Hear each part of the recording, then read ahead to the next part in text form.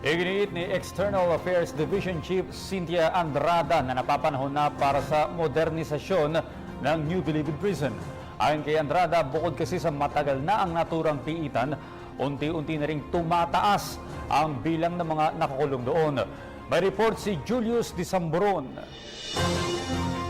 Pag ikaw ay nakagawa ng krimen, ang diretsyo mo sa bilibid. Ito ang madalas kataga ng bawat isa sa atin maging sa pelikula. Bukod sa mga kulungan na nakikita natin sa bawat presinto ng pulis ay mayroon pa palang itinuturing na pambansang piitan. Ito ang New Bilibid Prisons na nasa Muntinlupa City. Pero bago pa man sila tawaging New Bilibid Prisons, tila madami natin itong dinaan ang kasaysayan. Started doon sa Oroqueta, Manila. Way back in 1896, yung Spanish regime. Nandun yung Old Bilibid Prison namin. So by November, 110 years old na itong prisons na to.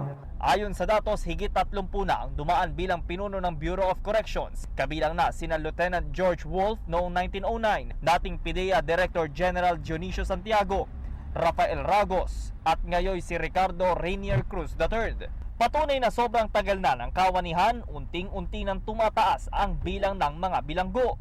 At sa daang taon na ng bilangguang ito, para kay External Affairs Division Chief Dr. Cynthia Andrada, tila napapanahon na daw ngayon ang implementasyon ng modernisasyon ng bilangguan. Modernisasyon sa aspeto ng pagdaragdag ng mga tauhan at pagpapataas ng mga sweldo nito, bukod pa sa mga pagdaragdag ng pasilidad at kagamitan. Ito din ang siyang nakasaad sa Section 2 ng Republic Act 10575 o ang Bureau of Corrections Act of 2013. Hopefully, with the administration of President Duterte, is makahingi kami ng tulong na ma-implement yung RA 10575 namin.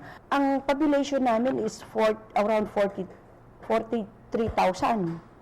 And yet, ang prison guard lang namin nasa 2,000 plus lang. Ang facilities namin the same.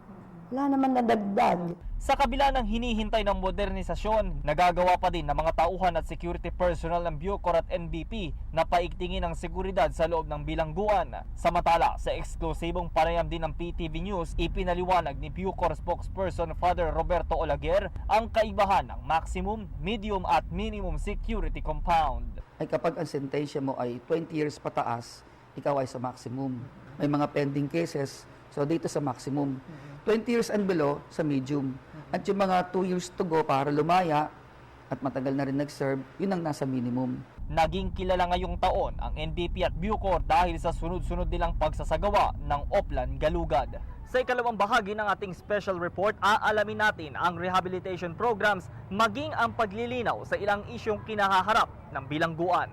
Mula sa Muntinlupa City, para sa PTV News, Julius Disamboron. Ako po si Cathy San Gabriel. Subscribe na sa PTV YouTube channel. I-click lang po ang subscribe button.